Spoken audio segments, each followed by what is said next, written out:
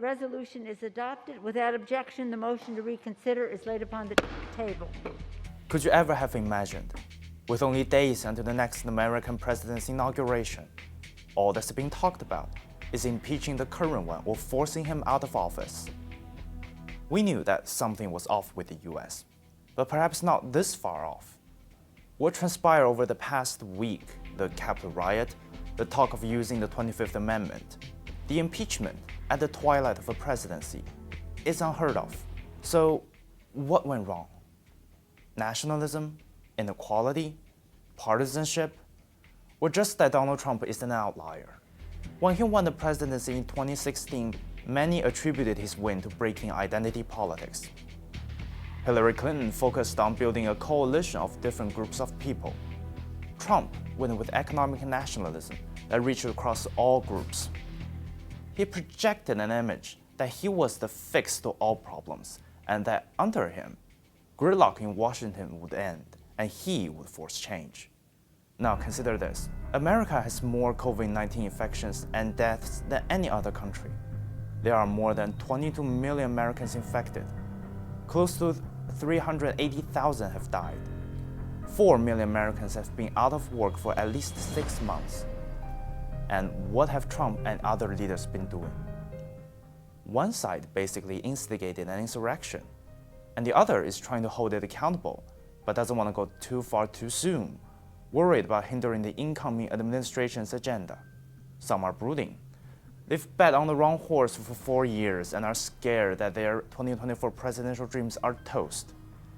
And of course, a selected few are still poking China, as if the US doesn't have enough problems already.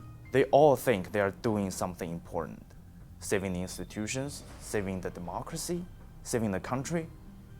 But in fact, they saved anything but their citizens. This sickness that government stops tending to their citizens has been going on for decades. You see the pictures. Roads are potholed. Bridges have cracks in them. Infrastructure that was built a century ago looks no different today than it did then. Almost every recent president promised to reverse this decay. Almost every session of Congress did. Trump did. And nothing happened. Even for issues that politicians tried to tackle, people were not happy. Barack Obama jammed through a healthcare bill that half the country hated because they think he didn't respect their choices. Race relations are getting worse. Socioeconomic status is hardening. The wealthiest people in America grow richer faster than the rest of the population. Governments have to take care of everyone. Americans have worn their politicians with Occupy Wall Street, the growing extreme political positions, hatred towards compromise, and disappointments in the bureaucracy. Donald Trump is the product of this. Many believe that he will be different, and yet they got a politician who only looked to his own interest. When politicians grow aloof, people get angry at the system. You can wage as many wars and blame other countries for your problems as much as you want. It won't make a difference. Politics and governance are twins. You cannot have one but not the other.